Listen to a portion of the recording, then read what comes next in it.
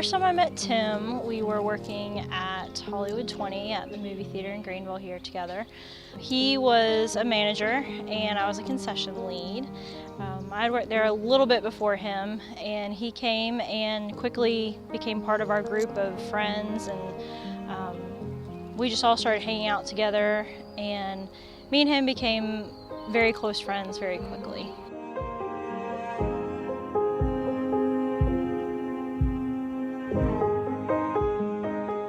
We've been dating for a few years, and we knew that we wanted to be together, and that was it. We were each other's forever. We were headed that way. We'd been together for so long and built this great deep friendship, but I think we both knew that we wanted to get married and we wanted to be together forever. So after talking about it for a long time and so forth, we eventually got to the point where we knew it was coming and that it was time.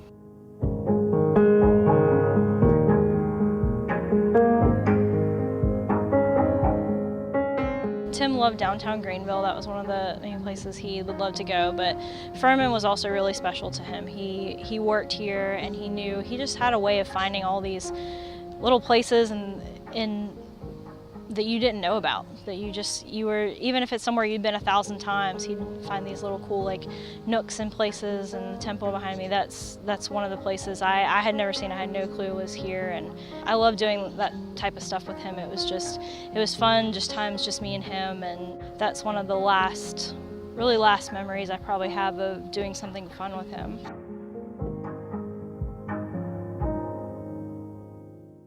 Last time I talked to him was the night we buried my grandmother. We were about to get ready to come home from Pittsburgh, and he had been supporting me from afar, and he said, I'm not feeling that well. I'm gonna lay down. I'm gonna call you in just a little bit before I go to sleep for the night. I kind of had this gut feeling that something was wrong. It was just strange that he wouldn't reply to me or answer my phone calls. The next day went by and I still hadn't heard from him. I was hoping, he just went to work, he wasn't feeling well, something like that. The morning of the 9th, I was back in Greenville. I went to look for him because I hadn't heard anything. And I just had this awful feeling in my stomach. I just knew that something was wrong. So when I went to look for him, I found him in his apartment, and at that point he had already passed and it was too late. It was so surreal and shocking. I can't even begin to express the feelings that I felt during that moment. When EMS got there and I had that final moment of he's gone, he's no longer here on this earth, it felt like 1,000 knives through my heart. Something had just ran me over.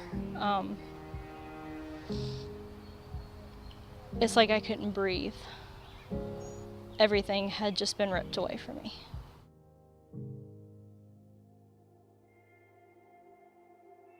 Celebrating his life and our love, that's what I felt like I had to do.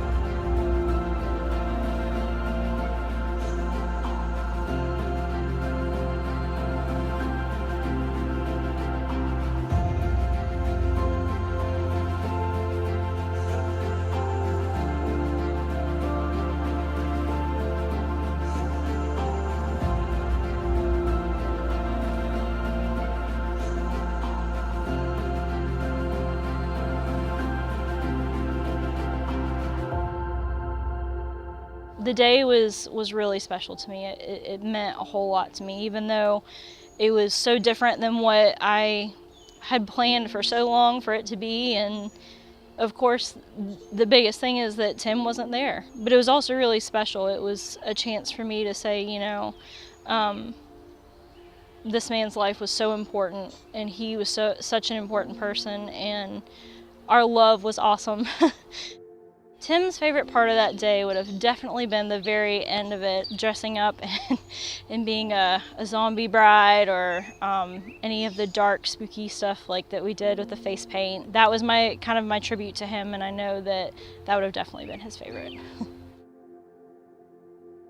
I want people to remember his heart. He wasn't perfect by any means, none of us are, but he had such an amazing heart. He loved strongly with everything he had, even if he didn't get that back from people. And I want people to remember him for the genuine, amazing person he was, with a heart of gold that would do anything for anyone.